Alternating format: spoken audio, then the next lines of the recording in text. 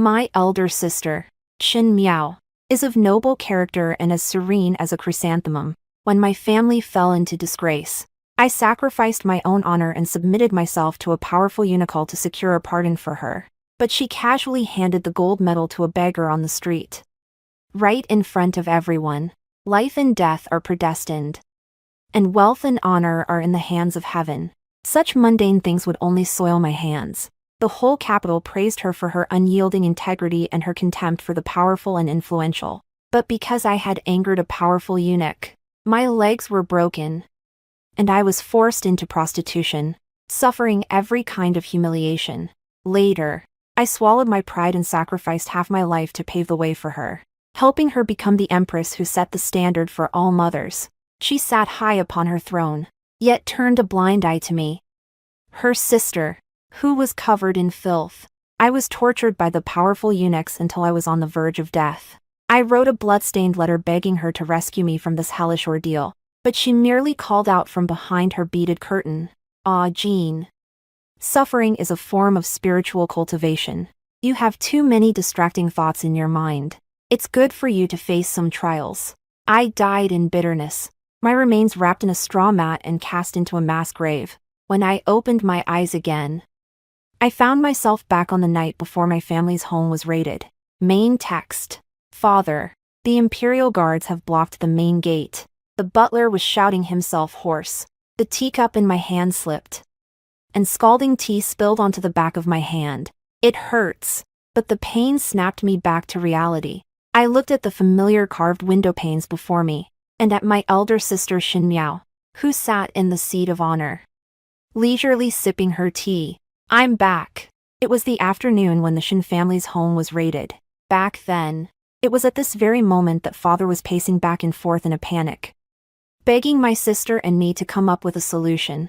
Qin Miao said she wouldn't stoop to dealing with the powerful and influential, for fear of sullying her integrity. I foolishly stepped forward and said I would go beg Wei Qiansui, the eunuch who held all the power in the court.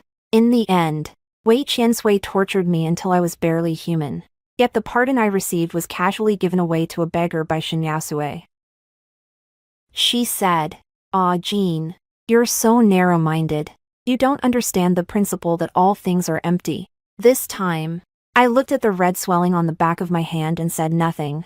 His father, Qin Guangzong, paced anxiously around the room, the sound of his shoes scraping against the floor grating on the ears. Meower, Jhaner. Our Qin family has always prided itself on being above the fray, but now that disaster is looming. Someone has to step in and smooth things over. My father's gaze shifted between me and Qin Miao. Finally, it came to rest on me. After all, ever since I was a kid, I've always been the one doing all the dirty and hard work. Qin Miao's only role was to wear white robes, play the guqin, and sigh at the sight of falling flowers and flowing water. Qin Miao set down her teacup and said lightly, "Father, life and death are predestined. If the Qin family's time has come to an end, it's pointless to force the issue. Besides, those eunuchs reek of blood and filth. The mere smell makes me want to vomit. I simply cannot go." After saying that, she covered her nose with a handkerchief, as if the scent of Lord Wei were already in the air. Father let out a long sigh and looked at me. "Jhaner. You." I lowered my head and pretended to be trembling with fear. "Father, my sister is the most talented woman in the capital. If even she feels she's not fit for the role, how could I, a simple-minded girl, possibly do any good?" Qin Miao glanced at me. She probably thought I was acting a little out of the ordinary today. In the past, at a time like this, I would have already thrown myself into the fray just to earn a word of praise from my father. Father grew frantic. "What on earth are we waiting for? Lord Wei is right outside the door, waiting for the imperial decree. I've heard he's as unpredictable as the weather if no one goes to appease him. Our whole family will end up in the imperial prison." I shrank my shoulders, my voice trembling with tears. "Father, sister often says that a person must have integrity. If we were to beg a eunuch for help, wouldn't the whole world laugh at us? Why don't we just listen to sister and accept the will of heaven?" Qin Miao furrowed her brow. She didn't expect me to use her own words to shut my father up. Ah, Jhan. What are you saying? I may be submitting to the will of heaven, but I never said I'd just sit idly by and wait for my doom. It's just that Lord Wei. She hesitated, clearly wanting to maintain her image of moral integrity while also not wanting to die. Just then, the front door was kicked open with a loud bang. The wind and snow outside swept in, carrying a whiff of blood. A man dressed in a flying fish robe strode across the threshold, followed by 2 rows of officers carrying swords. The man at the head of the group had a pale face and no beard. He was twirling a string of Buddhist prayer beads that were so red they looked almost black. Wei Qiansui. Wei Xingzhou. My nightmare from a past life. He glanced around, his eyes settling on Shen Miao, and smiled. The smile didn't reach his eyes.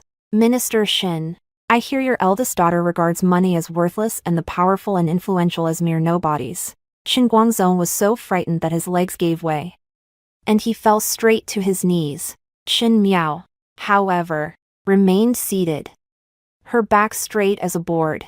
She probably felt that this was her sense of integrity. Wei Xingzhou walked up to Shen Miao and lifted her chin with the Buddhist prayer beads. I have the greatest admiration for people with backbone. Miss Shen, why don't you come over to my East Factory for a visit and explain to me how to write the characters for integrity and backbone? Shen Miao's face went pale in an instant. She looked at me as if pleading for help. In my past life, it was at this very moment that I rushed forward, grabbed Wei Xingzhou's leg, and told him I was willing to go in my sister's place. In this life, I took a step back and hid behind the pillar. Sis, you can keep that sense of integrity all to yourself. Shen Miao was trembling. Those prayer beads must feel really cold against her skin. But she's still holding on. Eunuch Wei. Men and women should not touch one another. Her voice wasn't loud, but it carried a certain pedantic air. Wei Xingzhou laughed. His laugh was shrill and sent a chill down one's spine. I'm a eunuch. I'm not a man. Miss Shen, there's no need for you to be so wary. The imperial guards around him burst into laughter. Shen Miao's face turned as red as a liver. She was so used to being fawned over by those scholars that she had never endured such humiliation before. She looked at her father, who was kneeling on the ground, too afraid to look up. She looked at me again. I kept my head down, intently picking at my fingernails. Ah, Jhan, she called out to me. There was a hint of something in his voice. What you're saying is, why don't you hurry up and get out here to take the hit for me? I pretended not to hear. Wei Xingzhou seemed to have lost his patience. He loosened his grip, and the prayer beads fell back into his palm. Take it away. 2 officers stepped forward and took hold of Shen Miao, one on each side. Shen Miao finally panicked. She shouted, Father, ah, Jhan, I'm the chosen future crown princess. You can't let him take me away. Only then did his father snap out of it. He scrambled over and threw himself at Wei Xingzhou's boots. Your Excellency, please have mercy. My daughter was thoughtless and has offended you. If your Excellency will not hold it against us, this humble official is willing to offer up all of my wealth. Wei Xingzhou kicked his father away. Minister Shen, I've raided your home, so isn't your money just my money? Using my money to buy your daughter's life, you've really got some clever plans. My father rolled over twice and hit the corner of the table, cutting his forehead. Shen Miao was dragged to the door, her hair disheveled. There was not a trace left of her usual calm and composed demeanor. She clung to the doorframe so tightly that her fingernails split. Ah, Jhan, I'm your own sister. Are you just going to stand by and watch me die? I finally looked up at her. Sister, didn't you say that suffering is a form of spiritual practice? Eunuch Wei is helping you cross over. You should be grateful. Shen Miao's eyes widened, as if she were seeing me for the first time. Upon hearing this, Wei Xingzhou stopped in his tracks. He turned around and gave me an interested look.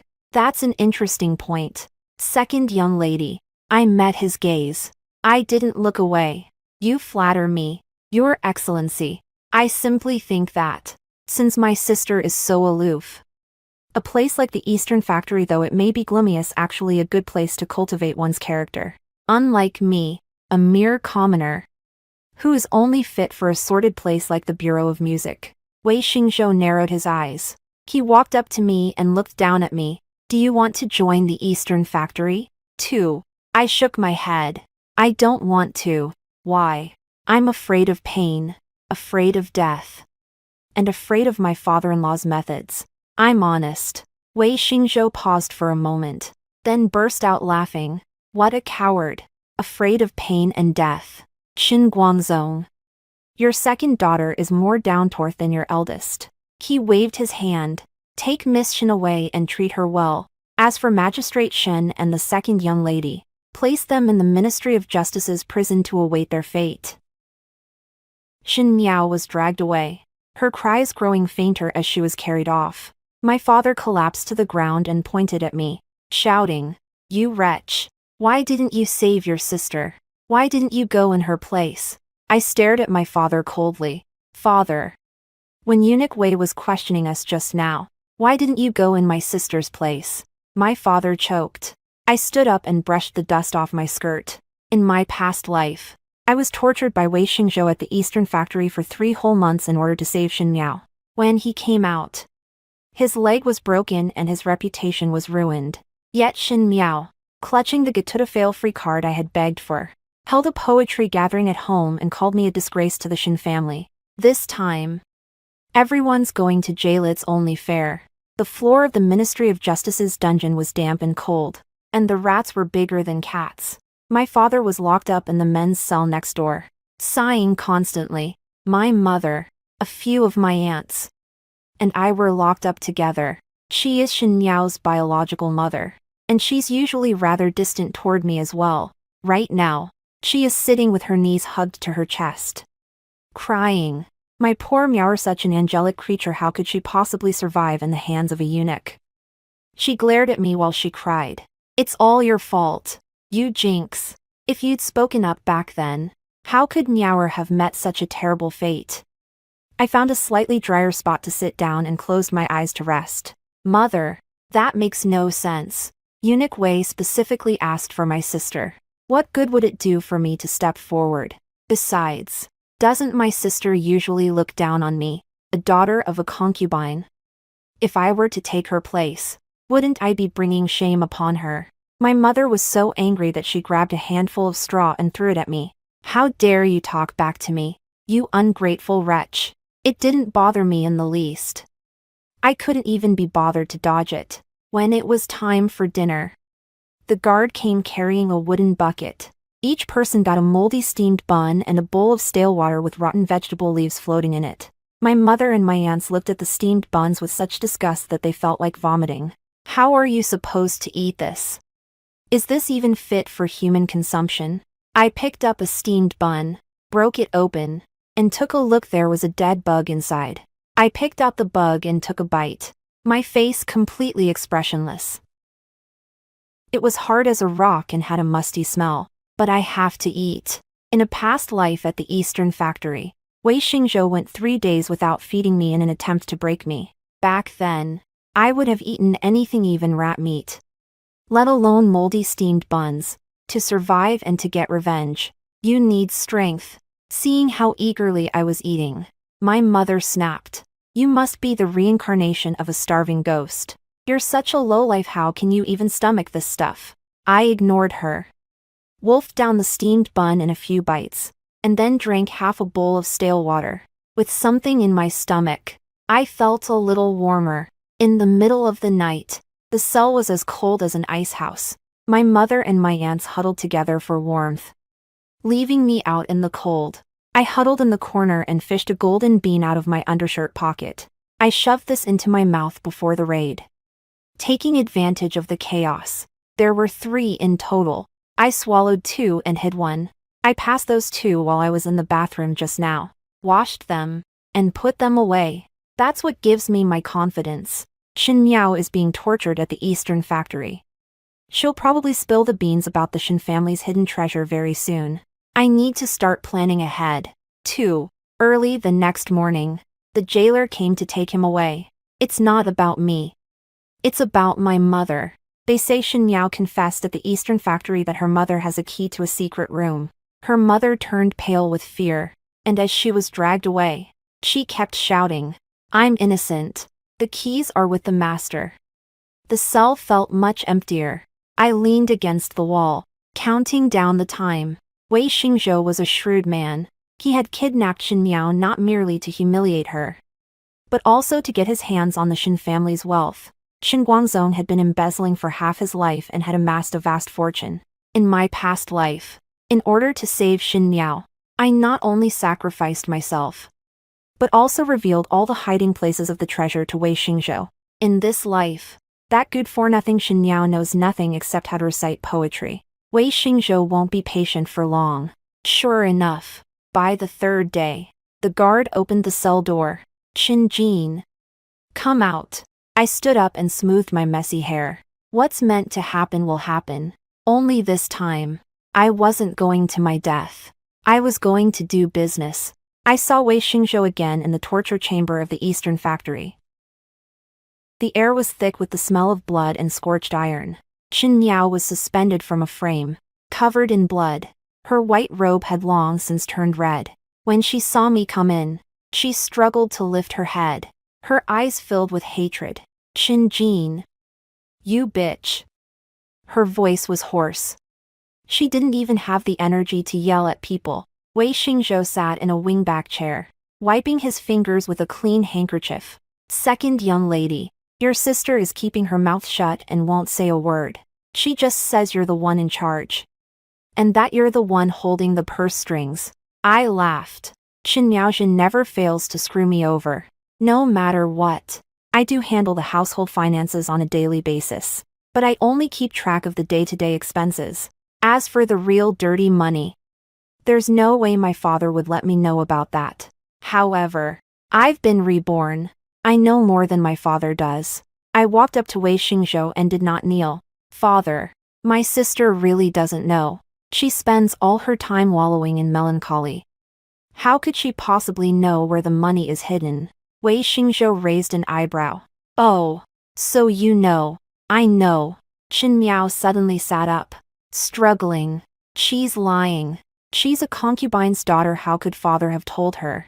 She's deceiving you. I ignored Shen Miao's outburst and looked straight at Wei Xingzhou. Not only do I know where father hid the silver, but I also know that he keeps a ledger recording his dealings with the officials at court. Wei Xingzhou froze in his tracks. That ledger was what he really wanted. With that ledger in his possession, he would be able to eliminate his rivals and wield absolute power over the court and the country. In my past life, it was only when I was being tortured to the brink of death that I revealed the secret. This time, this is my stake. Wei Xingzhou stood up and walked over to me. He was a head taller than me, which made me feel completely intimidated. Second young lady, the consequences of deceiving our family will be 10 times worse than what your sister is going through right now. I smiled, pulled the 3 golden beans from my bosom, and handed them to him. This is a deposit.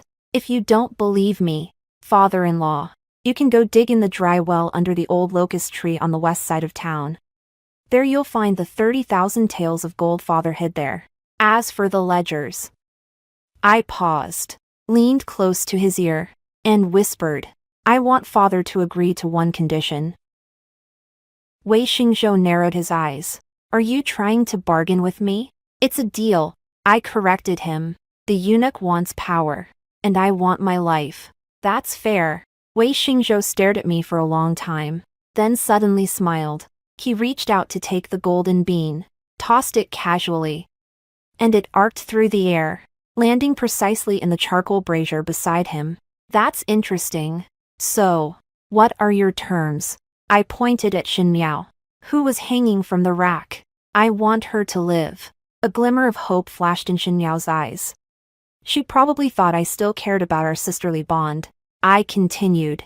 Send her to the barracks to be a camp whore, the lowest of the low. I want her to live 100 years so she can watch me climb to the top, step by step, and trample her underfoot. Qin Miao's expression froze. This was followed by a heart-wrenching scream. Qin Jin, may you rot in hell. I'm your sister. How could you do this to me? I turned around and looked at her contorted face.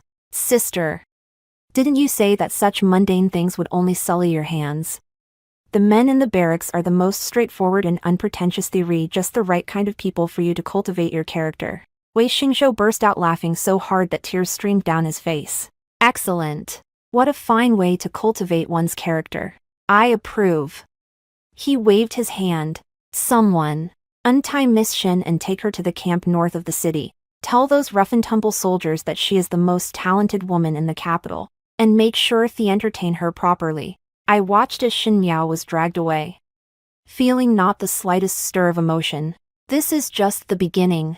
Wei Xingzhou turned to look at me. Now, it's time to tell me where the ledgers are. I looked at him, my expression calm. The ledger is in my head. If you want it, Your Highness, you'll have to keep me by your side as your soulmate. Wei Xingzhou froze. The officers standing nearby were all taken aback. Everyone knows that Wei Xingzhou hates it when people bring this up, let alone when someone volunteers to be his sparring partner. His expression darkened, and a murderous aura radiated from him. Are you looking for trouble? I shook my head and reached out to gently touch the Shochun sword at his waist. You've misunderstood, father. When I said utility, I didn't mean that. What I meant was, I can be the sharpest blade in your arsenal. I'll kill those you can't kill yourself, and I'll do the things you can't do yourself. I don't want a title or your favor. All I want is for you to give me power and influence, so I can crush every single one of those who once trampled on me. Wei Xingzhou stared at me for a long time. The murderous intent in his eyes faded, replaced by the excitement of a hunter who had spotted his prey. Qin Jin, you're a complete madman. Same here. Wei Xingzhou took me back to his private residence outside the palace. Not as a prisoner, but as a guest. Or perhaps, allies. He gave me a clean set of clothes and a table full of hot food. I didn't stand on ceremony. I just sat down and started eating. Wei Xingzhou sat across from him, fingering the string of prayer beads with an amused look in his eyes. You trust me that much? Aren't you afraid I'll poison your food? I picked up a piece of braised pork and popped it into my mouth. If you really wanted to kill me, you would have done it back in the torture chamber. You went to all that trouble to bring me back here if it was just to poison me. That would be a waste of such expensive poison. Wei Xingzhou smiled and poured me a glass of wine. Where exactly is that ledger? I swallowed the meat in my mouth and took a sip of wine. In the Shin family ancestral hall. Inside a blue brick placed beneath the ancestral tablets. Wei Xingzhou immediately beckoned to one of his trusted aides and whispered a few words to him. The confidant took his leave. It was just him and me in the room. If you can't find it, you know what will happen. He said calmly. If I can't find it, I'll cut off my head and let my father-in-law kick it around. I'm confident. In a past life, the Shin family's estate was ransacked from top to bottom. Yet the ancestral hall remained untouched. Later, when the Shin family was exonerated, Shin Miao returned to pay her respects at the ancestral altar and stumbled upon this ledger. She took the ledgers to claim credit for her work and became the Empress's confidant. In this lifetime, the credit is mine. An hour later, his trusted aide returned. He was holding a cloth bag in his hands. Wei Xingzhou opened the cloth bundle, and sure enough, inside was a yellowed ledger. He flipped through a few pages, and his expression grew more and more interesting. That old fox Shin Guangzong actually kept so many secret records. He even had details of the current chief minister taking bribes. He closed the ledger, and the look in his eyes changed. There was less condescension and more scrutiny. What do you want? I'm going to the palace. Enter the palace. Wei Xingzhou frowned. Do you want to become a concubine? I shook my head. I want to be a palace lady-in-waiting. I want to work under the eunuch as a senior lady-in-waiting. Wei Xingzhou smiled. You're turning your back on a perfectly good master to become a servant. Qin Jin, did you lose your mind in prison? As a concubine, you have to kowtow to the emperor and compete with a bunch of other women. As a court lady, you only have to kowtow to the eunuchs. I stood up, walked behind him, and gave his shoulders a gentle massage. Skilled technique. Back in my days at the Eastern factory, I learned massage specifically to avoid getting beaten up. Wei Xingzhou stiffened slightly, but didn't flinch. Although your excellency wields immense power within the palace, you are, after all, a court eunuch. And there are certain matters you cannot handle directly. I can act on your behalf in the harem and keep an eye on those restless empresses for you. Anne. I leaned close to his ear. I know the emperor has always wanted to get rid of the empress and elevate the consort. I can help you. Wei. Xingzhou spun around suddenly and grabbed me by the throat. The force was so strong that I could hardly catch my breath. How did you know? This is top secret. I tapped the back of his hand, signaling him to let go. He relaxed a little, but remained on guard. I cleared my throat twice and said with a smile, I've been through death once, so naturally I know a thing or two. If you don't believe me, we can make a bet. What's the bet? I'll bet that within 3 days, the empress will send someone to try to win over the eunuch. Wei Xingzhou stared at me for a moment, then let go of my hand. All right. If you win, I'll make you the head of the palace maids bureau. If I lose, I'll feed the dogs myself. I won. The following evening, the empress's personal lady-in-waiting came secretly to the Wei residence. They sent over a box of South Sea pearls, and their words were clearly meant to win me over. Wei Xingzhou took the pearl and sent the man on his way. Then he tossed me an ID badge. Starting today, you're a clerk in the Bureau of Palace Attendants. Remember, you're one of us. Didn't bring shame upon us. I took the badge and smiled. Thank you, Godfather, for your support. Wei Xingzhou's mouth twitched slightly. Stop yelling, we don't have a daughter your age in this house. But I still called out. In this cutthroat palace, having a powerful patron looking out for you is better than anything else. I entered the palace and became Shinsiji. Everyone in the Imperial Household Bureau knows I work for Lord Wei, so no one dares to give me a hard time. My daily job is to organize the palace records. I have plenty of free time, but I haven't been sitting around doing nothing. Taking advantage of my position, I dug up every last detail about the ladies of the harem. Who likes sour food? Who likes to wear red? Who is all smiles on the surface but harbors ill will? I've got it all memorized.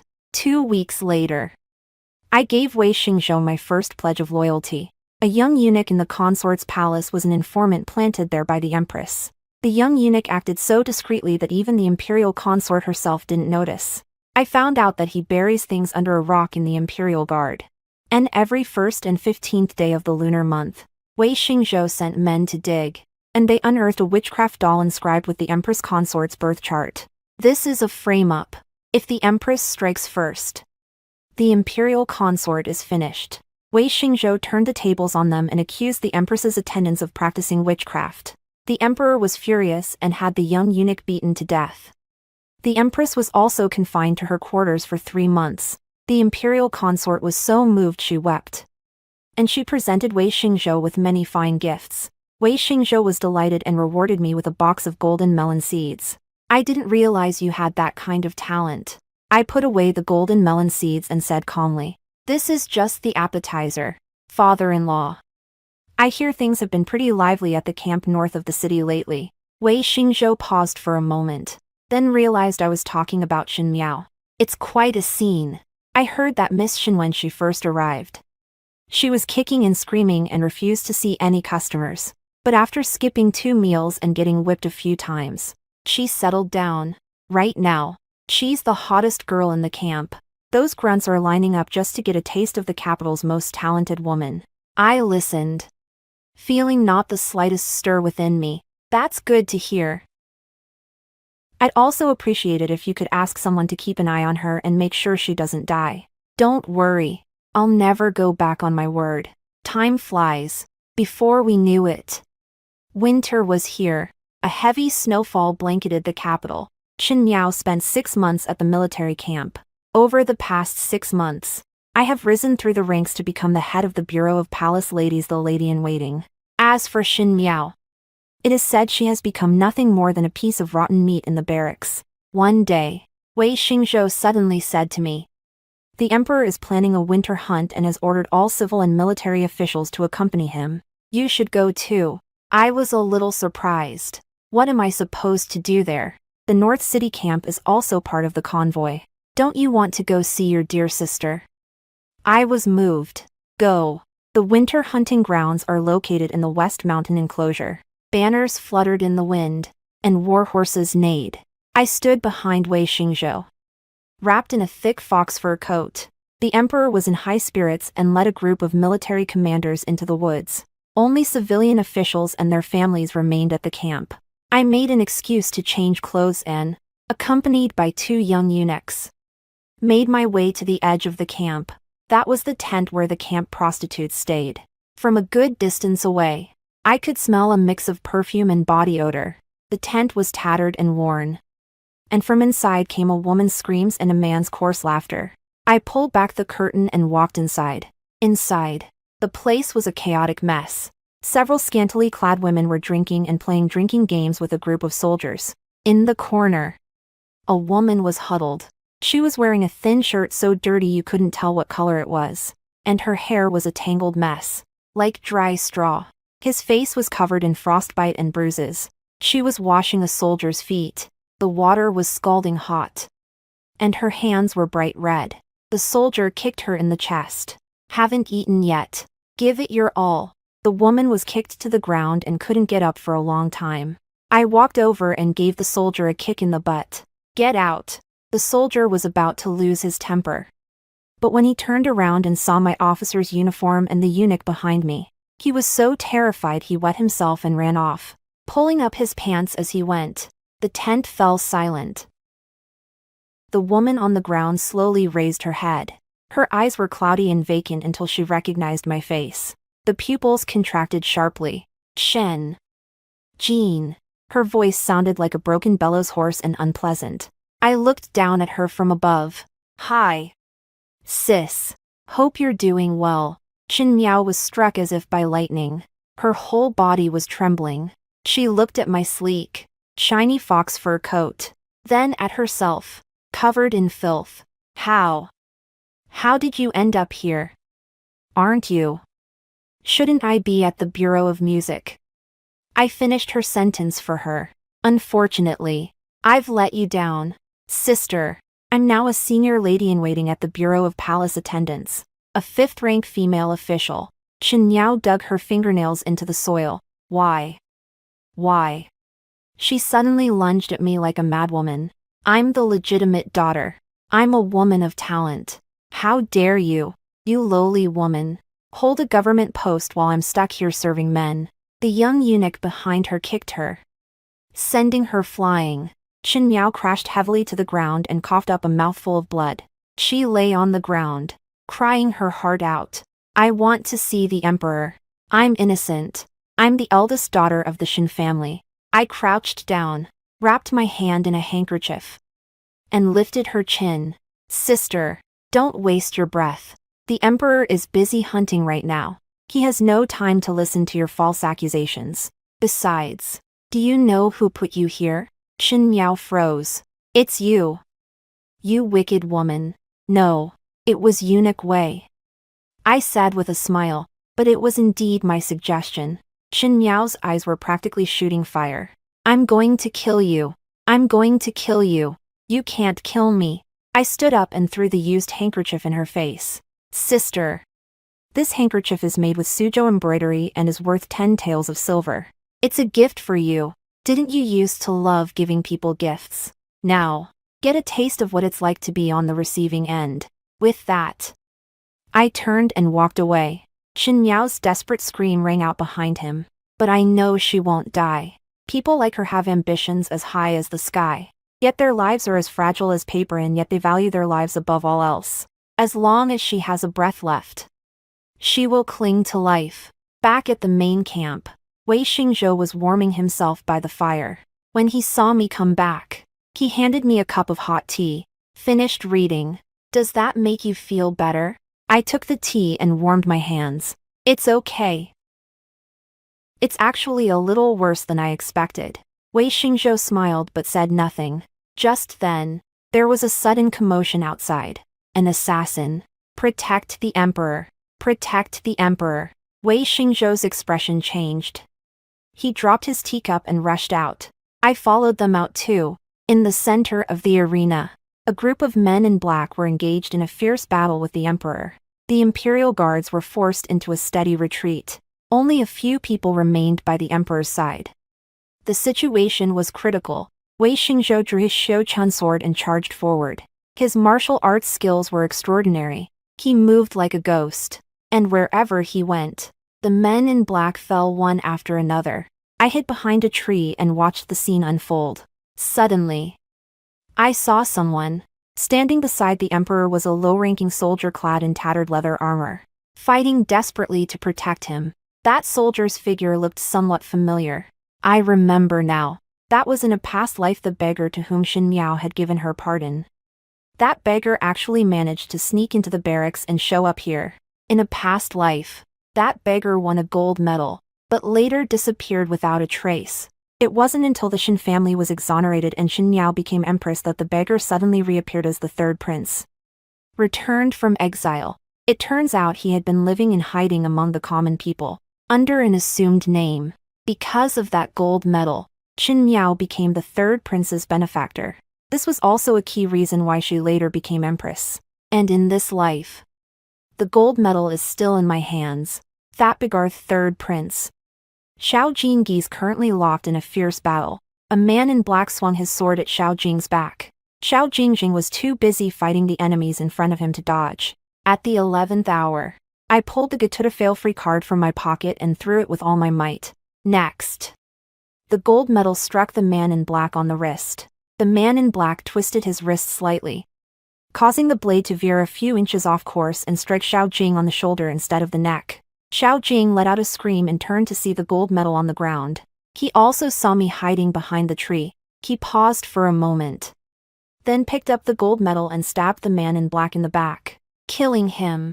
Just then, a large contingent of reinforcements arrived. Seeing that the situation was turning against them, the assassins retreated in droves. The crisis has been averted. The emperor, still shaken, looked at the corpses strewn across the floor. Xiao Jing knelt before the emperor, clutching his bleeding shoulder, holding that gold medal in his hand. Your Majesty, I am late in coming to your aid. Please forgive me. The emperor stared at the gold medal, then at Xiao Jing's face, which bore a striking resemblance to his own younger self. He reached out his hand, trembling. Are you the third son? Xiao Jing bowed his head deeply. It is indeed your humble son. I have been living among the common people for many years, and it is only thanks to this gold medallion protecting me that I have managed to survive until now. The emperor wept bitterly and helped Xiao Jing to his feet. As long as you're back. As long as you're back. The civil and military officials surrounding him all knelt and shouted, Long live the emperor. I stood behind a tree, watching this heartwarming scene of a loving father and devoted son. A cold smile played at the corners of his mouth. The kindness from a past life is repaid in this life. In a different way. Except this time, I'm the one doing the favor. The third prince's return became the biggest news in the capital. The emperor favored him greatly. Not only did he grant him the title of prince, but he also bestowed upon him the finest mansion. Xiao Jing hadn't forgotten me either. The first thing he did after recovering from his injury was to come find Wei Xingzhou. I want to see the palace maid who threw the gold medal. Wei Xingzhou called me into the front hall. Xiao Jing was dressed in a robe made of python skin, exuding an air of nobility. You wouldn't recognize him at all from his days as a beggar. When he saw me, his eyes lit up. It's you. After all, I bowed. Your Highness, I greet you. Xiao Jingshu gave him a helping hand. No need to be so formal. If you hadn't come to my aid that day, I'm afraid I would have met my end at the blade's edge. As for that gold token, I found it. I interrupted him. I just didn't want to watch His Highness die right before my eyes. So in the heat of the moment, I threw it as a projectile. Xiao Jing smiled. You have remarkable skill and courage, young lady.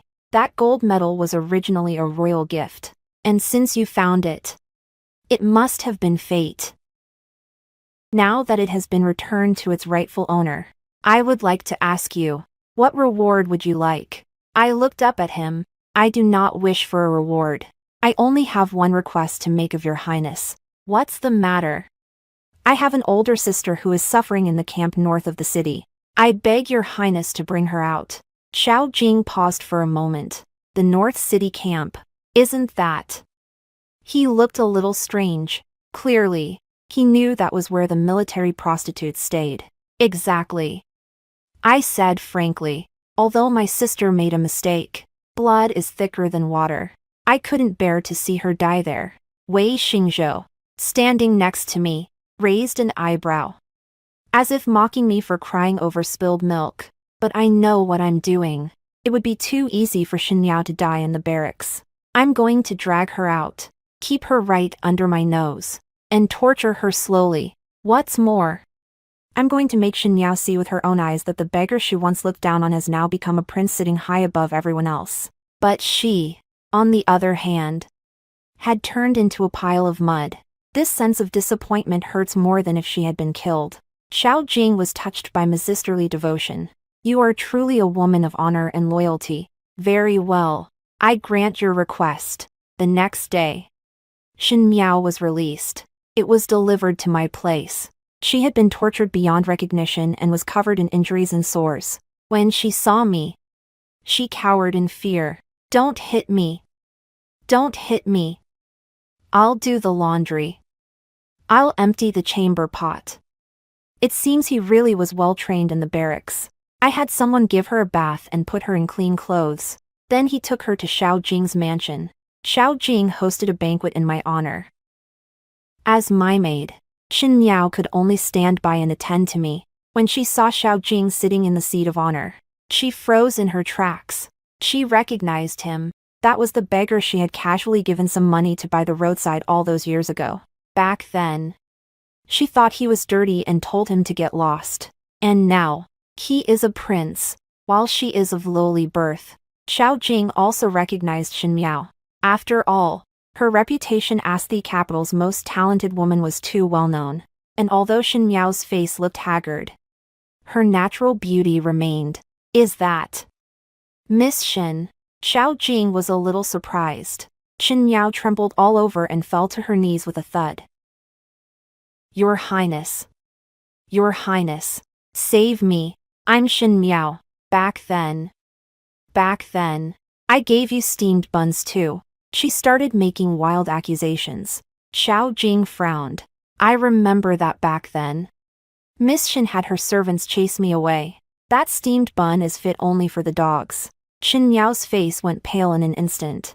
I stood to the side and chimed in at just the right moment. My sister must be mistaken. It was a maid from the mansion who gave the prince the steamed buns back then. Xiao Jing waved his hand dismissively. Take him away. He's a sight for sore eyes. Shin Miao was dragged away. She looked at me in despair. Her eyes filled with remorse. If only she hadn't been so arrogant back then. If only she had given the gold medal to Xiao Jing. Unfortunately, there are now had-ifs. Shin Miao moved into my courtyard. I didn't let her sit around doing nothing. I made her do the dirtiest and most exhausting chores, cleaning toilets and scrubbing the bathroom. The slightest setback, and he'd have someone slapped across the face. At first, she tried to resist and act like a spoiled princess. But after going hungry a few times and getting beaten a few times, she finally behaved herself. She learned to read people's expressions and to grovel. He even learned to fawn over me like a dog. Madam Chamberlain, is the tea too hot? Madam Chamberlain, does this feel good? Seeing my once aloof elder sister reduced to this state, I felt nothing but satisfaction. But I wasn't going to let her off that easily. The situation at the palace is growing increasingly tense. The struggle between Wei Xingzhou and the Empress had reached a fever pitch. Desperate, the Empress was willing to do anything to get rid of Wei Xingzhou. She bribed a low-ranking eunuch in Wei Xingzhou's entourage in an attempt to poison his food. I found out about this. I didn't make a fuss. I secretly replaced that packet of poison with a laxative. Then, I called Shin Miao over. Sis, do you want to be free again? Shin Miao's eyes lit up. I want to. I dream about it all the time. All right. If you do me a favor, I'll ask my godfather to let you go. What's up? Go take a bowl of bird's nest porridge to your godfather. Chen Miao hesitated a little. Is that all? It's that simple. Chen Miao walked away carrying the bowl of bird's nest porridge with the extra ingredient in it. She didn't know it was poison, much less that it was the very thing the Empress wanted to use to kill Wei Xingzhou. All she wanted was to please Wei Xingzhou in exchange for her freedom. Wei Xingzhou drank the porridge. Before long, I began to experience excruciating abdominal pain. The court physician diagnosed it as poisoning, although it was only a laxative. I had someone forge a pulse pattern consistent with poisoning. Wei Xingzhou was furious and ordered a thorough investigation into the matter. It didn't take long for the investigation to lead back to Chen Miao. Chen Miao was at a loss for words. It wasn't me. Jhan told me to deliver it. I didn't know it was poisoned. Wei Xingzhou looked at her as if she were already dead. Ah, Jhan is our goddaughter. Would she ever harm us? It's only you. You wretch. Who's been harboring a grudge all this time and wants revenge? Chen Miao was dragged away. This time, it wasn't a military camp, it was the imperial prison. Wei Xingzhou conducted the interrogation personally. I heard that Chen Miao went through every form of torture imaginable while she was in there. Finally, she confessed. She said the Empress had ordered her to do it. I taught her to lash out in desperation, figuring that since I was going to die anyway, I might as well take someone down with me. That really stirred up a hornet's nest. Wei Xingzhou, holding the confession, led his troops directly to surround the cunning palace. Although the emperor still harbored some affection for the Empress, faced with overwhelming evidence and Wei Xingzhou's threats and bribes, he had no choice but to depose her. Chen Miao was the final straw that broke the Empress's back. On the day the edict deposing the Empress was issued, heavy snow fell from the sky. It was just as cold as the day they raided our house. Chen Miao was sentenced to death by slow slicing. I went there on the day of the execution. Wei Xingzhou made sure to save me a good seat. Chen Miao was tied to a pillar, wearing nothing but a thin, single layer of clothing. The executioner's blade was swift, slicing away her flesh piece by piece. She screamed and begged for mercy.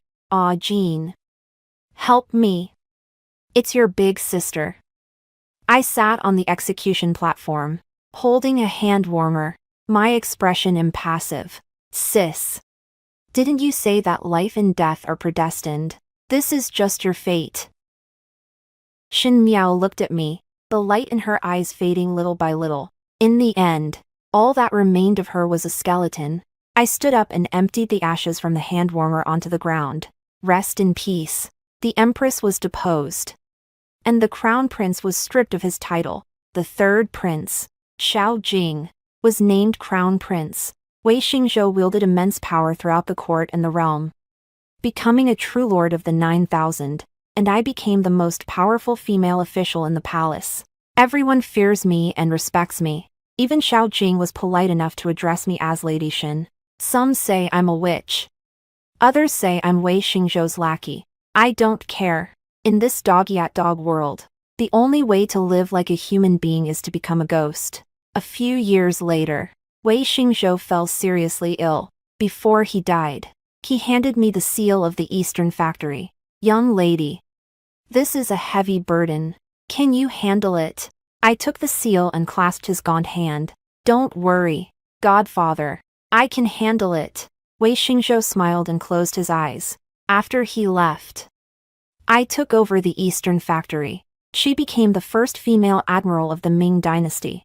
Although it was against the rules, no one dared to object, because everyone who opposed it is dead. I lived for many more years. I helped Xiao Jing ascend the throne, assisted him in eliminating his rivals, and governed the realm. My hands are stained with blood from my entire life, but I've never regretted it. Whenever the night grows late and all is quiet, I think back to that snowy afternoon.